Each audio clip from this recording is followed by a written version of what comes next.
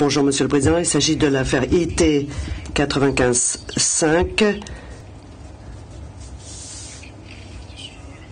IT grand 1, le procureur contre Radovan Karadzic. Le juge Bonomi, je vous remercie, Madame la greffière, qui est présent du côté de l'accusation. Monsieur Tiger, bonjour Monsieur le Président. Je suis Alain Tiger, accompagné de Mark Harmon, Caroline Edgerton du côté de l'accusation. Et nous avons avec nous notre commise à l'audience, Ian Reid. Le juge Bonomi, merci Monsieur Tiger. Monsieur Karadzic, je vois que vous comparaissez aujourd'hui hors la présence d'un conseil et je suis au courant que vous avez déposé une requête en date du 5 août dans laquelle vous informiez le greffe de votre intention d'assurer vous-même votre défense. Pouvez-vous confirmer cette intention, je vous prie? Monsieur Karadzic, oui. Le juge Bonomi, je vous remercie. Je crois savoir que vous êtes au courant du droit dont vous jouissez d'être représenté par un conseil de la défense, n'est-ce pas? Monsieur Karadzic, oui, mais j'ai renoncé à ce droit. Le juge Bonomi. Nous poursuivons donc l'audience en étant conscient du fait que vous assurez votre défense vous-même aujourd'hui. L'objet de la comparution supplémentaire d'aujourd'hui consiste à vous demander de vous prononcer quant à la façon dont vous allez plaider par rapport aux charges contenues dans l'acte d'accusation. Cet acte d'accusation a été déposé le 18 mai 2000 et confirmé le 31 mai 2000. Je suis au courant du fait qu'à la dernière audience en l'espèce, le débat a porté sur le fait de savoir si le procureur souhaitait déposer un acte d'accusation modifié et vous avez indiqué que vous préfériez attendre la rédaction de cet acte d'accusation modifié avant de vous prononcer quant à votre façon de plaider.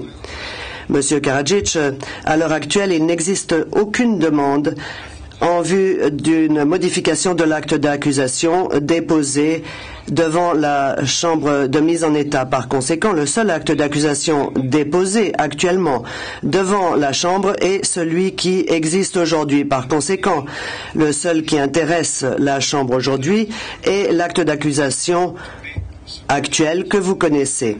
Il est possible qu'il ne soit jamais modifié, mais s'il est modifié après une demande à venir de l'accusation et après qu'il vous ait été donné de présenter vos arguments sur l'intention de l'accusation de faire modifier cet acte d'accusation, je vous fais savoir que tout amendement d'un acte d'accusation peut être une question très complexe et porte en général sur des nuances de droit ainsi que des nuances relatives aux faits.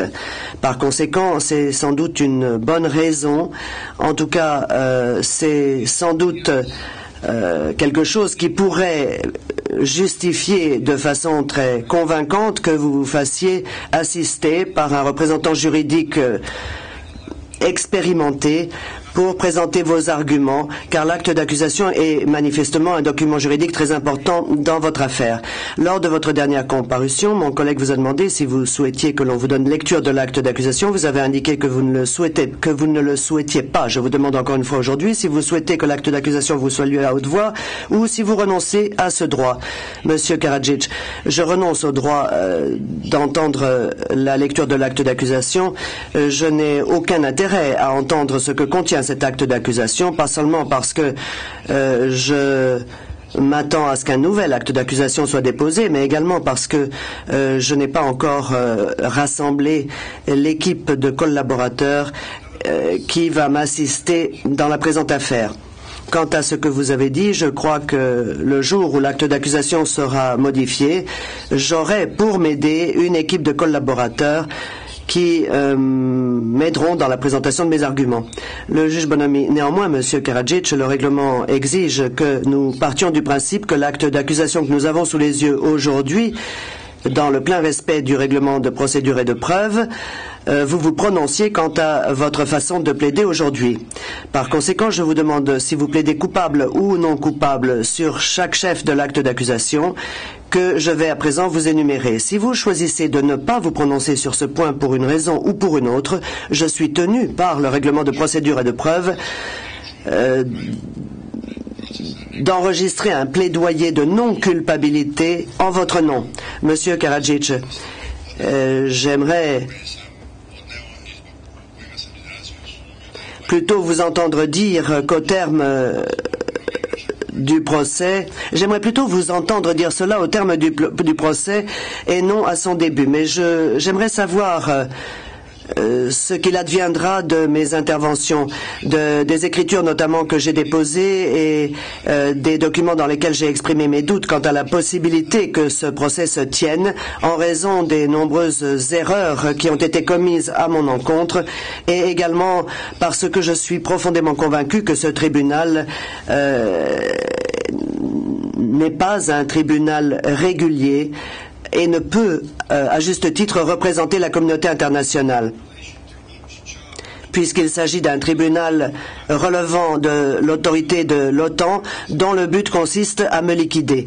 Par conséquent, il m'est très difficile d'exprimer ma position sur toutes ces questions et j'ai cessé d'utiliser un faux nom, donc je pense que toutes les parties en présence devraient faire de même.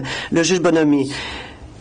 Mais savoir comment vous plaidez par rapport à chacun des chefs d'accusation est une question tout à fait différente, car cela vous fournit une possibilité de contester la compétence du tribunal éventuellement. Et en vérité, si vous avez lu le règlement, comme je suis sûr que vous l'avez fait, puisque je suis certain que vous en avez reçu un exemplaire, vous verrez que le mécanisme qui déclenche une éventuelle contestation de la compétence de ce tribunal passe normalement par le stade où l'accusé déclare s'il plaide coupable ou non coupable par rapport à l'acte d'accusation, et donc par le démarrage du processus de communication des différents documents à l'appui de l'acte d'accusation qui doivent vous être communiqués. Vous devez comprendre les raisons qui justifient tout cela. Une personne doit être informée des charges retenues contre elle. Et donc, nous partons du principe que l'accusé est informé de ces charges et doit recevoir également les documents à l'appui de l'acte d'accusation qui lui permettent de contester ce document. Vous l'avez déjà contesté, vous avez présenté 3 séries d'écritures, l'accusation y a répondu, la chambre de mise en état et moi en particulier ainsi que 2 autres juges qui la composent et saisis de vos écritures, nous allons nous pencher sur ces documents et y répondre par écrit. Et plus tard, lors d'une audience à venir, je vous expliquerai de quelle façon se déroulera la suite de votre procès et vous expliquerai également d'autres questions. Pour le moment, toutefois, la seule chose qui m'intéresse, c'est d'entendre la façon dont vous plaidez. C'est à vous qu'il appartient d'en décider. Et nous allons maintenant procéder à cette phase de l'audience. Je vous demanderai de vous lever. Merci, Monsieur Karadzic. S'agissant du chef numéro 1 de l'acte d'accusation, vous êtes poursuivi pour génocide sanctionné au titre de l'article 43A, 7.1 et 7.3 du statut du tribunal. Plaidez-vous coupable ou non coupable? Monsieur Karadzic, je me prononcerai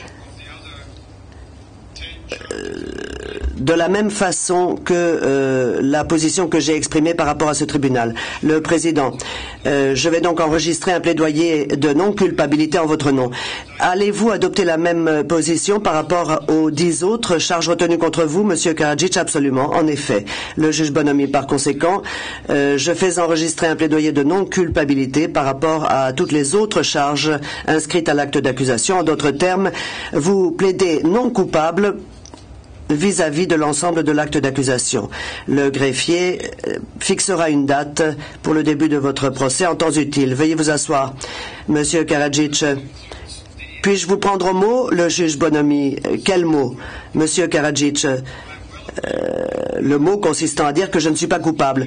Le juge Bonomi, nous le verrons en temps utile, Monsieur Karadzic. Ceci met donc un terme à la partie de l'audience consacrée au dépôt de votre façon de plaider, qui était le but central de cette audience. Je sais, bien sûr, comme vous l'avez déjà indiqué au cours du débat, que vous avez un certain nombre d'autres questions dont vous aimeriez entretenir la Chambre. Je sais que vous avez présenté des écritures sur la question de la compétence du tribunal, mais également sur d'autres questions. Et je pense qu'en fait, vous avez abordé 10 sujets différents que vous traitez dans des documents adressés à la Chambre. Toutes ces écritures ont été déposées publiquement et par conséquent, toute personne du public souhaitant en prendre connaissance est en mesure de lire ces documents pour savoir ce que vous avez dit devant le tribunal. Plusieurs de vos écritures ont déjà donné lieu à solution. Celle du 22 août, par exemple, eh bien, l'unité chargée de la traduction vous a répondu en demandant une correction de la traduction d'un document datant du 5 août.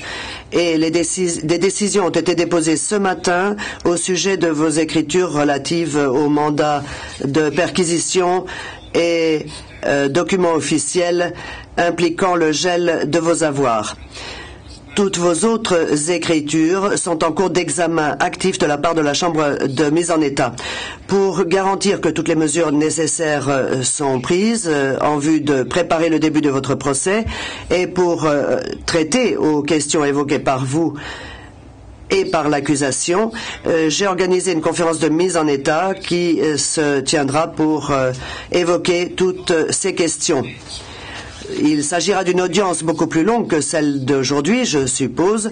Une conférence de mise en état doit se tenir pour que soit respecté l'article 65 bis du règlement de procédure et de preuve de ce tribunal. Le règlement prévoit, entre autres, que le but d'une telle audience consiste à passer en revue la situation de l'accusé et la progression de la préparation de son procès. Et ce qui est plus important encore, je pense, à votre avis en tout cas, c'est qu'une telle audience permet à l'accusé de s'exprimer sur un certain nombre de questions. Donc j'ai fixé une conférence de mise en état pour le mercredi 17 septembre à partir de 14h15 et il vous sera donné durant cette audience la possibilité de prendre la parole pour évoquer toute question qui n'aurait pas encore fait l'objet d'une réponse et d'une décision écrite de la part de la Chambre de mise en état.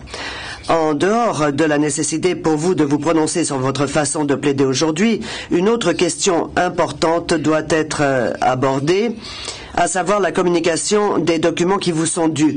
Je veux parler des documents à l'appui de l'acte d'accusation dressé par l'accusation. Monsieur Tiger, pouvez-vous m'aider sur ce point en m'indiquant quel est le stade du processus de communication des documents à l'accusé à l'heure actuelle? Monsieur Tiger, certainement, Monsieur le Président. D'abord, comme la Chambre le sait fort bien, l'accusation a déposé une requête demandant des mesures de protection pour des documents relevant de mesures de confidentialité qui ne peuvent donc être révélés au public.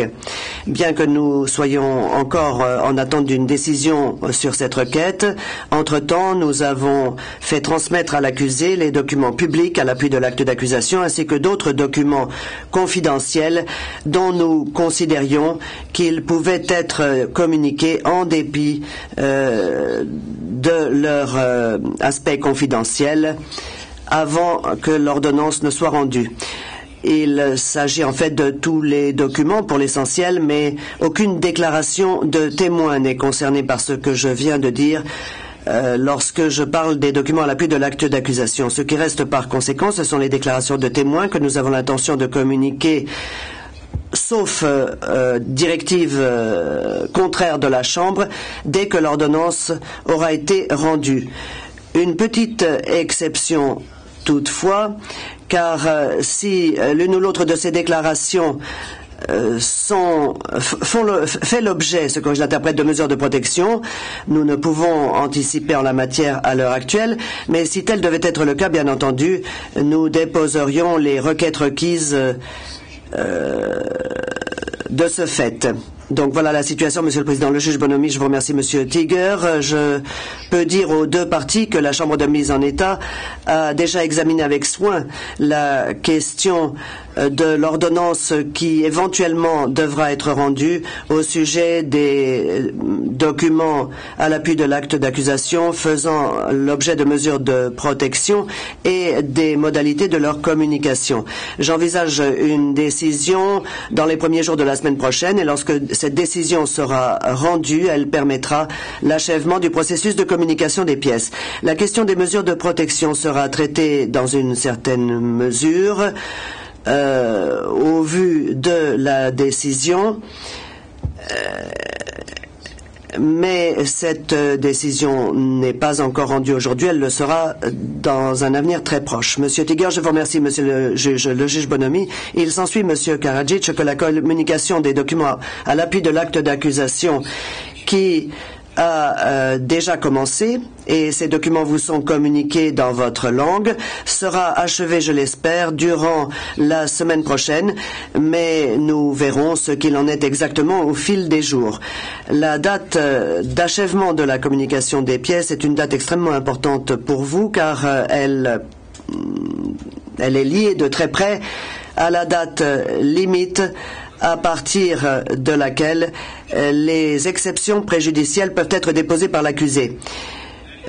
Et au nombre des exceptions préjudicielles, nous comptons les écritures dont vous venez de parler et que vous avez déjà déposées pour contester la compétence du tribunal. L'article 72 du règlement exige que vous déposiez vos exceptions préjudicielles en contestation de la compétence du tribunal ou en allégation de vice de forme de l'acte d'accusation ou toute autre exception préliminaire dans un délai de 30 jours à compter du début de la communication des pièces.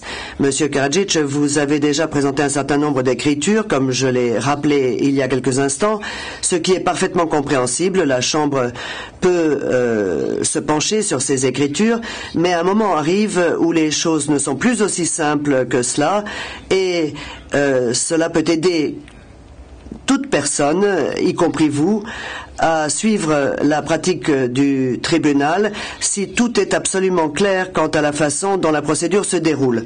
Puisque vous avez décidé d'assurer vous-même votre défense, cela risque de présenter quelques difficultés, je pense, s'agissant de vous familiariser avec les détails techniques notamment qui sont liés à l'ensemble des articles du règlement. Donc j'ai demandé au greffe de mettre à votre disposition un membre du personnel qui assurera la liaison entre vous et le greffe en vue de vous apporter un concours dans la préparation des documents, notamment du point de vue de leur présentation formelle, ce qui est tout à fait normal au tribunal et ne réduira en rien votre capacité de vous exprimer. C'est tout à fait normal que vous vous exprimiez dans la langue qui est la vôtre et c'est cette langue que vous utiliserez d'ailleurs pour évoquer toutes les questions qu'il vous semblera intéressant d'évoquer. J'espère que vous accepterez cette aide. Cela n'a rien d'un conseil juridique. Cette aide n'a pas pour but d'agir dans le domaine juridique. Il s'agit simplement d'une aide administrative et bien sûr, il vous appartiendra de décider si vous l'acceptez ou pas, mais cette offre vous est faite pour veiller à ce que toutes les exigences et conditions du règlement soient respectées. Monsieur Tiger, comme je l'ai déjà dit, et M. Karadzic l'a déjà fait, la question de l'éventualité d'une modification de l'acte d'accusation se pose. Est-ce que vous avez une intention à l'esprit à ce sujet, M. Tiger? Oui, Monsieur le Président. Le juge Bonomi, eh bien, dans ce cas, quand envisagez-vous de vous occuper de cette modification? Monsieur Tiger, nous nous en sommes déjà occupés. Nous pensons présenter nos arguments en la matière à la fin du mois prochain, c'est-à-dire durant la dernière semaine du mois de septembre. Le juge Bonomi, mais pouvez-vous m'expliquer ce qu'il y a de difficile à vous entendre sur des questions d'une telle importance dans un procès aussi important dès le stade de l'acte d'accusation, puisque le premier acte d'accusation a été dressé il y a plus de 8 ans. Monsieur Tiger, eh bien, monsieur le juge, cette question, ce problème relève en partie du temps qui s'est écoulé depuis le dépôt du premier acte d'accusation et du nombre de procès pertinents qui ont déjà été entendus par le tribunal et qui ont donné lieu à jugement sur un certain nombre de faits ou, pour être plus précis, sur un certain nombre de crimes pertinents en l'espèce. Il faut donc revoir ce qui a été fait et quelle influence cela peut avoir sur le libellé de l'acte d'accusation et aboutir à une procédure qui devra être aussi efficace que possible dès lors que les éléments de preuve auront été regroupés et ceux qui l'ont déjà été constituent un volume documentaire très important. Il faut également prendre en compte l'évolution de la jurisprudence. Nous avons l'intention, dans cet effort continu, de prendre en compte le plus possible l'instrument qui est le nôtre ici, de façon à être le plus précis possible et à présenter tous les aspects, même les plus nuancés de l'acte d'accusation, qui peuvent être présentés efficacement au vu de l'évolution de la jurisprudence, de l'évolution des procédures et du fait qu'un certain nombre de crimes ont déjà fait l'objet de jugements. Il s'ensuit la nécessité de passer en revue des documents très volumineux. Nous aurions préféré, bien sûr, agir plus simplement, mais en nous concentrant uniquement sur les aspects les plus importants de l'acte d'accusation, mais il nous a semblé plus prudent, notamment à l'heure actuelle, d'agir pour garantir le début le plus rapide du procès et donc de consacrer un temps aussi limité que possible à l'examen de ces documents afin de pouvoir traiter des questions en suspens après le démarrage du procès. La Chambre le sait, des actes d'accusation modifiés sont une pratique assez courante dans cette institution et en général, l'acte d'accusation modifié est dressé après examen de tous les documents à l'appui et prise en compte de l'évolution de la jurisprudence pendant la phase de mise en état. Ceci a permis la jurisprudence que nous avons aujourd'hui et qui s'applique à tout acte d'accusation modifié lorsque la chose est justifiée. Certains actes d'accusation ont été modifiés après un délai assez long pendant la phase de mise en état, donc c'est la raison pour laquelle l'accusation n'a pas voulu faire preuve de passivité en attendant en attendant que se soient terminés les préparatifs du procès et a veillé à prendre connaissance des documents à l'appui dans tous leurs détails dès le début de la procédure. Vous savez, monsieur le juge, que le nombre de documents à examiner est très important. Vous savez quelle est la nature des problèmes qui se posent dans ces conditions et notamment à la phase actuelle de la procédure. Je crois pouvoir dire que la date que nous prévoyons pour la présentation de l'acte d'accusation modifié est une date raisonnable et je m'empresserai de dire que, bien sûr, elle n'est pas idéale, mais que nous ne vivons pas dans un monde de perfection. Donc, nous nous sommes efforcés de respecter un équilibre entre les intérêts des uns et des autres dans la mesure du possible. Étant donné que cet instrument, nous le savons, sera contesté et ce, en vue de procéder le plus rapidement possible. Nous avons déjà fait de notre mieux et nous ferons encore de notre mieux pour aller le plus rapidement possible. Juge Bonomi, monsieur Tiger, je m'exprime en mon nom propre, mais je trouve surprenant, si l'on tient compte du temps écoulé depuis la publication du premier acte d'accusation et si nous tenons compte de l'objectif de chacun ici, à savoir l'achèvement du travail de ce tribunal dans les délais les plus brefs et l'importance de la vie du tribunal en l'espèce, que de vous entendre me dire aujourd'hui que le travail ne fait que commencer. J'en suis un peu surpris. Je n'en dirai pas plus à ce stade et j'espère sincèrement que vous respecterez avec le plus grand sérieux la date que vous avez précisée. Ceci met un terme à la présente audience. Nous nous réunirons lors de la conférence de mise en état à venir le 17 septembre à 14h15. Monsieur Karadzic, est-ce que vous me permettez, le juge Bonomi, vous souhaitez vous exprimer, monsieur Karadzic? Monsieur Karadzic, oui. Ce que je souhaite dire, c'est la chose suivante. Je peux dire à l'avance que je n'accepterai pas les faits déjà jugés s'ils n'ont pas été prouvés durant la présente procédure. Et si la Chambre de mise en état ne m'accorde pas des moyens supérieurs à ceux qui m'ont été accordés actuellement, qui n'ont rien à voir avec les moyens dont dispose la partie adverse, car beaucoup de temps et de moyens sont gaspillés par l'accusation et j'aimerais bénéficier du même temps et des mêmes moyens pour être sur un pied d'égalité. Le juge Bonomi, M. Karadzic, c'est l'un des points principaux du droit appliqué par les tribunaux pénaux internationaux, à savoir l'égalité des armes, et cette égalité des armes sera respectée en temps utile. Les points que vous venez d'évoquer sont des points qu'il vous faudra examiner dans le contexte de la procédure de l'acte d'accusation modifié dont a parlé M. Tiger. Donc vous aurez la possibilité